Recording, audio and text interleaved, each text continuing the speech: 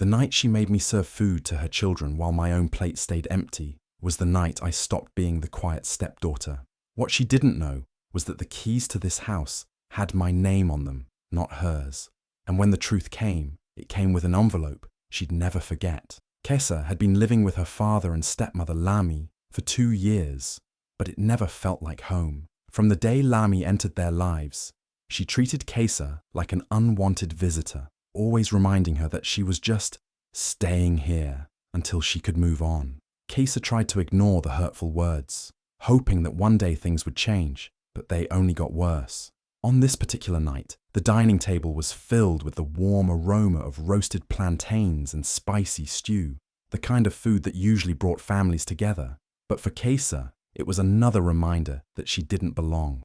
Lami called her into the dining room, not to sit and eat, but to serve everyone else. She placed plates in front of her stepbrothers and stepsisters while they smirked and whispered to each other. Each time she walked past the food, her stomach tightened in hunger, but she kept her eyes down and her voice silent. Her father sat at the head of the table, watching but saying nothing, as if he didn't see the way his daughter's hands shook or the way her face fell each time she passed him without being offered a seat. When Kesa finally finished serving, there was no plate left for her. She stood by the wall, watching them eat and laugh, pretending she didn't care. But inside, her chest felt heavy, not because of the hunger, but because of the way she was invisible in her own home. She wanted to scream, to ask her father why he let this happen, but the words stayed trapped in her throat. Every bite they took was like a reminder that she wasn't part of their family, no matter how much she wished she was. That night wasn't just about food. It was about the line Lami had drawn between them, the cruel way she made sure Kesa felt like an outsider. As the last crumbs were cleared and everyone left the table, Kesa stayed behind to clean the plates, her own stomach still empty. But as she scrubbed the dishes, something inside her shifted. She realized this wasn't just unfair, it was wrong. And deep down, a small spark lit up in her heart, a spark that would soon grow into the strength to take back everything that was hers. Later that night, the house was quiet except for the sound of running water in the kitchen. Kesa stood at the sink, washing the dirty plates one by one. Her hands moved slowly, her mind still replaying the dinner she had just endured. She could still see the way her stepbrothers had laughed, the way her father had ignored her empty plate. Her chest felt heavy, but she kept working, because in this house, silence was the only way to survive. As she reached for another plate, she heard soft footsteps behind her. She froze, thinking someone had come to check on her, but instead, she heard Lami's voice from the corner of the kitchen. It was low, almost a whisper, but in the stillness of the night, every word was clear. "Don't worry, she'll be gone soon. This will be our home fully," Lami said into her phone. Kesa's hand stopped mid-air. The words sank deep into her chest like a stone. Gone soon, home fully. She leaned slightly, careful not to make a sound, her heart beating faster. Lami's voice carried on, calm and confident, as if she was talking about a simple plan. "Her father will understand eventually. It's for the best," Lami added with a small laugh. It was in that moment Kesa understood. This wasn't just about her being treated like a servant. It wasn't about the chores, the insults, or the empty plate at dinner. Lami didn't just want her to feel unwelcome. She wanted her completely out of the house. She wanted Kesa gone, erased from the life she had built with her father. Kesa felt a cold wave wash over her. For a long time, she had stayed quiet, hoping her kindness would soften Lami's heart. But now, she knew that no amount of patience would change anything. Lami's plan was already in motion. If she stayed silent, she would wake up one day with nowhere to go. She turned back to the sink, her movements slower, her thoughts sharper. The hunger she felt earlier was nothing compared to this. This was a deep, burning realization that she had been living with someone who saw her as nothing but an obstacle. Kesa finished the dishes, dried her hands, and walked to her room without a word. She lay in bed staring at the ceiling, her mind racing. She wasn't going to wait until she was thrown out. If Lami thought she could take her home and her place, she was wrong. For the first time in a long time, Kesa felt a quiet determination building inside her. Something had shifted that night. Lami had no idea, but her whispered words had woken up a side of Kesa she would soon regret ever provoking. The next morning, Sunlight slipped through the thin curtains in Kaysa's room, but she barely noticed.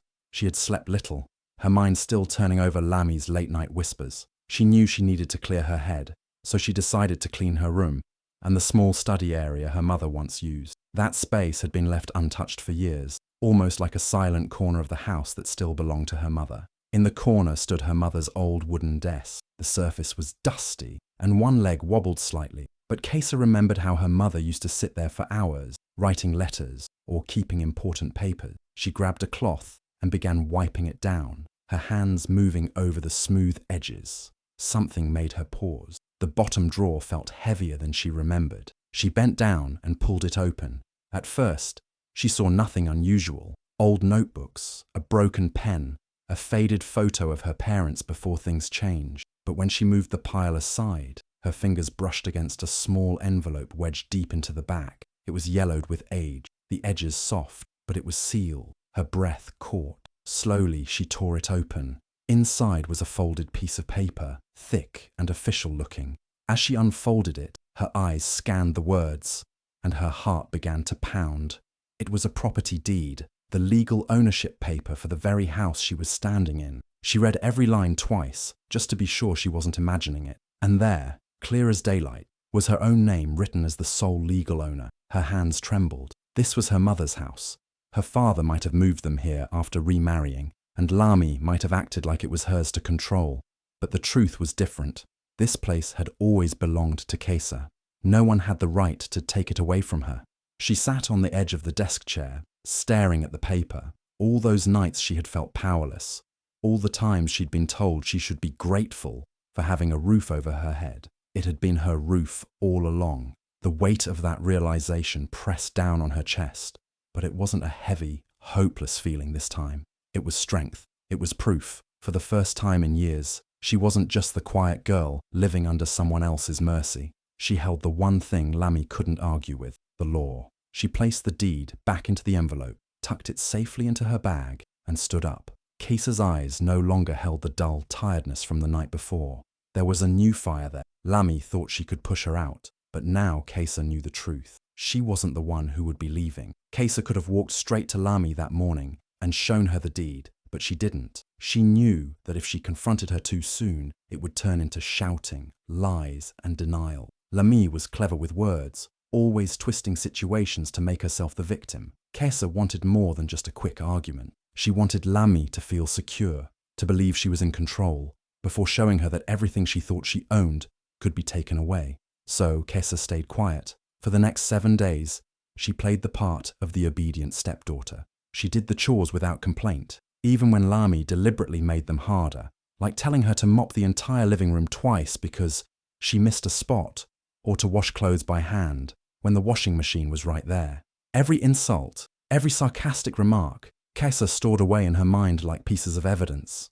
At breakfast, when Lami said, "You should be grateful we let you stay here," Kaysa only nodded, even though she wanted to laugh at the irony. This was her home, yet she was being told she was lucky to be in it. When her stepbrothers left their dirty plates on the table and Lami ordered her to clear them, she did so without hesitation, her face calm. Inside, though, she was counting down the days. Each night, she went to bed with the same thought. The day would come soon when Lami would realize the roof she bragged about providing wasn't hers to give. The more comfortable Lami became, the sweeter the moment would be when that comfort was ripped away. Sometimes, Kaysa even went out of her way to make things easier for Lami, cooking meals or helping her with small tasks.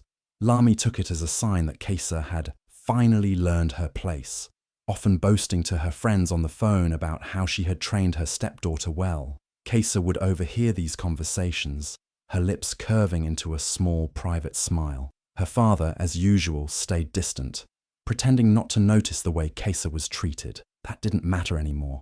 She wasn't looking for his protection or approval. She had something stronger, the proof that this was her mother's house, and hers alone. By the end of the week, Kaysa had seen enough. She had watched Lami sit comfortably at the head of the dining table, laughing with her children, acting as if she owned every wall and corner of the place. Kaysa had allowed her to believe that for just a little longer. She knew the time was coming, and when it did, there would be no arguments, no denials, and no escape. The same hands that had been serving meals in silence would be the hands to place the truth right in front of Lami, a truth she wouldn't be able to swallow. The night before Kesa planned to reveal the truth, she decided everything had to look normal. If anything, she wanted Lami to feel more comfortable than ever. That evening, she went into the kitchen earlier than usual, rolling up her sleeves and taking out ingredients.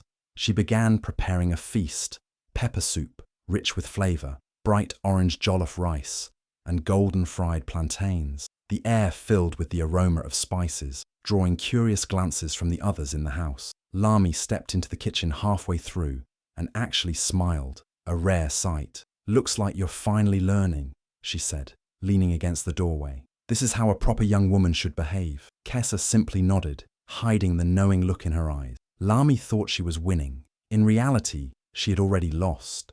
By the time dinner was ready, the table looked like something out of a celebration. Bowls of steaming pepper soup sat alongside plates of rice, each portion perfectly garnished. The fried plantains glistened under the warm light, their sweet scent inviting. Kesa carried each dish out carefully, placing them in the center for everyone to help themselves.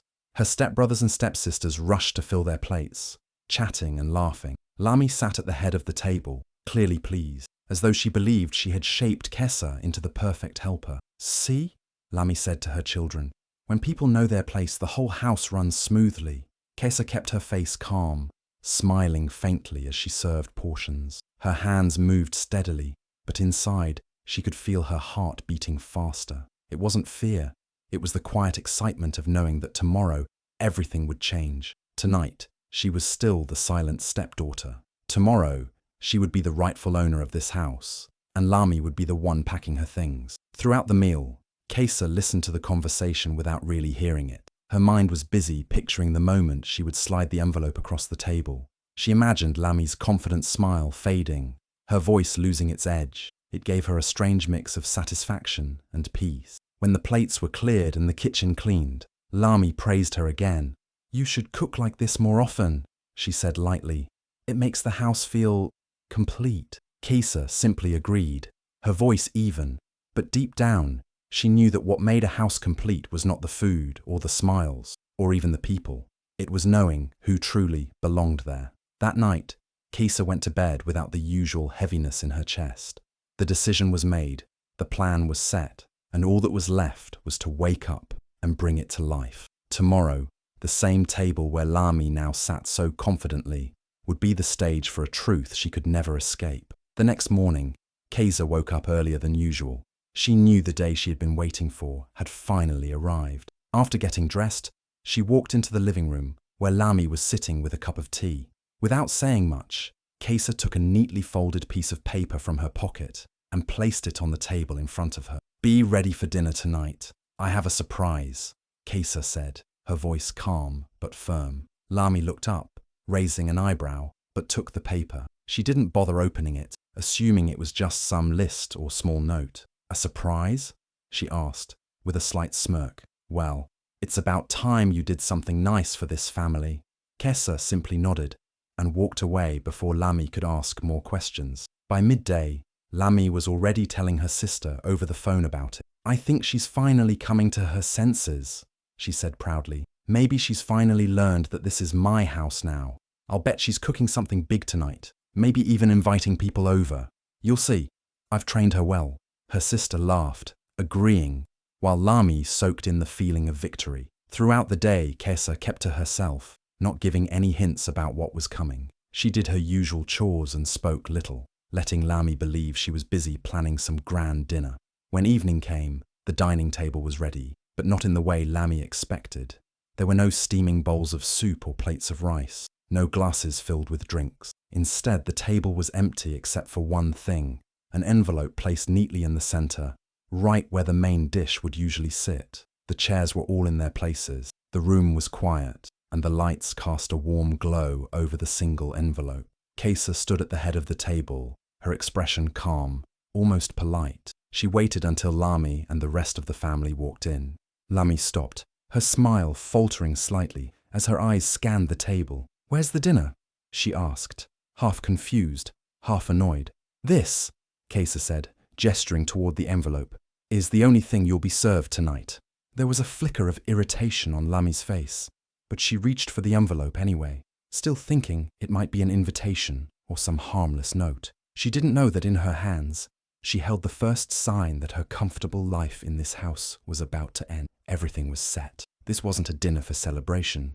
It was a dinner for truth, and Kaiser was ready to serve it in the most direct way possible. Lami just didn't know yet that she was the one on the menu. Kaiser stood tall at the head of the table, her hands resting lightly on the chair in front of her. Her father, Lami, and the children were seated, expecting a meal, but the only thing on the table was an envelope placed directly in front of Lami's spot. The warm light from the ceiling fell on it, making it stand out against the polished wood. "This," Kaiser said clearly, her eyes fixed on Lami, "is the only thing you'll be served tonight." For a moment, Lami let out a short laugh, tilting her head back, as if this was some kind of joke. "What is this? Another one of your silly notes?" she asked, reaching for the envelope. She tore it open casually, still smiling, but the moment her eyes began to scan the words on the paper inside, the smile disappeared. Her laughter died mid-breath. She blinked, reading the lines again, as if hoping the words would change. Her face slowly lost all color, her lips pressing into a tight line. It was a legal eviction notice. The paper stated in clear terms that she and her children had 30 days to leave the property. No arguments, no delays. It was signed and filed with the authority that made it final. Lami's hand trembled slightly as she set the paper down, her voice low but sharp. What is this supposed to mean?" she demanded. "It means," Kaiser said calmly, "that this house doesn't belong to you. It never did. My mother left it to me, and I'm done watching you treat me like a stranger in my own home." The silence in the room was heavy. The children shifted uncomfortably in their seats, glancing between their mother and Kaiser. Lami looked over at her husband, but he avoided her eyes. She turned back to Kaiser, her voice rising. "You can't do this. You don't have the right." Kaiser reached into her bag and pulled out another piece of paper, placing it gently next to the eviction notice. "This is the deed. My name is right there. Every wall, every room, every brick. It's mine." Lami's eyes darted to the document, then back to Kaiser. For once, she had no quick reply, no clever insult. The authority of the paper in front of her was something even she couldn't twist. Kaiser didn't raise her voice. She didn't need to. The truth sat plainly between them, printed in black and white. And for the first time since she had entered that house, Kaiser saw Lami without her mask of control. Just a woman who had finally realized her place was no longer here. The moment the words sank in, Lami's shock turned into rage. She pushed her chair back and shot to her feet, pointing a finger at Kaiser. "You think you can trick me with this nonsense? You forged these papers. You're trying to steal my home." Her voice rose with every sentence, echoing through the dining room. The children stared wide-eyed, unsure whether to look at their mother or Kaiser. Lami's accusations came one after another, her hands waving as she tried to convince herself and everyone else that none of it was true. "You've been jealous from the day I came here," she shouted. "You've been plotting to push me out, and now you're making up lies to get rid of me." Kaiser didn't flinch. She didn't raise her voice or rush to argue. Instead, she slowly reached into her bag and pulled out another document. Without a word, she placed it gently on the table, sliding it toward Lami. "This is the original house deed," Kaiser said firmly. "It's in my name. My mother bought this house before she married my father. She left it to me, and it has never belonged to you, not even for a second."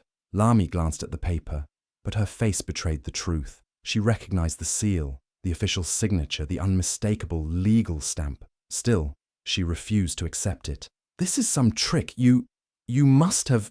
Kaiser cut her off, her voice calm but heavy with finality. "You've been living in my home all along. The roof over your head, the walls around you, they were mine from the beginning. Every insult, every chore, every time you told me to be grateful, you were the one enjoying what didn't belong to you." The room went still. Her father sat in his chair, his eyes fixed on the table, not saying a word. For years, he had let Lami speak over Kaiser, had allowed her to be treated like she was an outsider. But now, faced with the proof in front of him, even he couldn't defend his wife. Lami turned to him, expecting him to support her, but he stayed frozen, his lips pressed tightly together. His silence said more than words ever could. He knew Kesa was right. Kesa stood there unshaken, while Lami's anger began to falter under the weight of the truth. The shouting had filled the room only moments ago, but now there was nothing but silence, thick and undeniable. For the first time, Kesa wasn't the one shrinking into the background. She was the one holding the power, and Lami could feel it. 30 days later, the house looked different. Boxes were stacked near the front door, and Lami moved through the rooms with a stiff expression, her children trailing behind her. She had no smile, no sharp remarks left, only a quiet, heavy anger that clung to her like a shadow. Her pride, once so loud and untouchable, had been stripped away piece by piece over the past month. The neighbors had gathered in small clusters along the street. Some pretended to sweep their yards or water their plants, but their eyes followed every step Lami took. Whispers floated through the air, some filled with shock, others tinged with the kind of satisfaction people feel when they see arrogance finally meet its match. "I never thought I'd see this day," one woman murmured. "Serves her right," another replied under her breath. Lami avoided meeting anyone's gaze. She loaded the last of her things into a taxi, her hands trembling slightly as she closed the car door. Her children sat quietly inside, sensing the tension but not fully understanding it. The driver started the engine, and without a single glance back at the house, Lami left the street she had ruled over for years. Inside, Kesa stood by the window, watching in silence. She didn't wave, didn't smirk, didn't call out. This wasn't a moment for shouting or bragging. It was the end of something that had weighed on her for far too long, and she wanted to honor it with quiet strength. When the taxi disappeared from view, Kesa turned away from the window. She walked to the living room, where a small, empty space on the wall seemed to wait for something. Reaching into a box, she pulled out a framed photograph of her mother, the one she had been forced to keep hidden in her bedroom for years because Lami had insisted it didn't match the decor. Kesa hung the picture back in its rightful place. She stepped back and looked at it for a long moment, her eyes softening. This was more than just a decoration. It was a sign that her mother's presence, her love, and her legacy were once again at the heart of the home. The air in the house felt different now, lighter, freer. No more whispered insults in the kitchen, no more being treated like she didn't belong in her own home. Every corner, every wall, every memory in that house was hers again. Kesa didn't need a party, loud music, or clinking glasses to celebrate. Her victory wasn't in making Lami leave. It was in reclaiming the peace that had been stolen from her. And as the sun dipped lower in the sky, she sat quietly in the living room, her mother's photo watching over her, knowing she had finally taken back what was always hers. Weeks later, the house felt warm again, filled with the smell of roasted plantains and spicy stew drifting from the kitchen. It was the same meal Kesa had once prepared under Lami's orders, the same food she had been made to serve to others while going hungry herself. But tonight was different. This time, every step in the kitchen belonged to her. Every pot stirred with her own rhythm. Every flavor seasoned the way she liked it. She set the table herself, not because she had to, but because she wanted to. The plates were placed neatly, the glasses filled with cool water, and the steam from the stew rose in gentle waves. She didn't glance over her shoulder expecting to hear Lami's voice telling her to hurry up or stand aside. That voice was gone from the house, and the silence it left behind was peaceful, not heavy. When the food was ready, Kesa didn't wait for anyone else to sit down. She took her seat, her own seat, at the head of the table. The same place where she had once stood, serving food she never tasted, was now the place where she rested her elbows and picked up her fork first. She scooped a generous portion of stew onto her plate, broke a piece of roasted plantain, and let herself enjoy the first bite. It wasn't just a meal, it was a quiet declaration. She was no longer the girl who worked in the background, invisible in her own home. She was the woman who decided who sat at her table and who didn't. Every bite reminded her that this space, this peace, and this freedom were hers, hard-won and deeply cherished. As she ate, she thought about the past. She remembered the nights she had gone to bed hungry, the evenings she had stood while others laughed at the table, the way her voice had been ignored. But those memories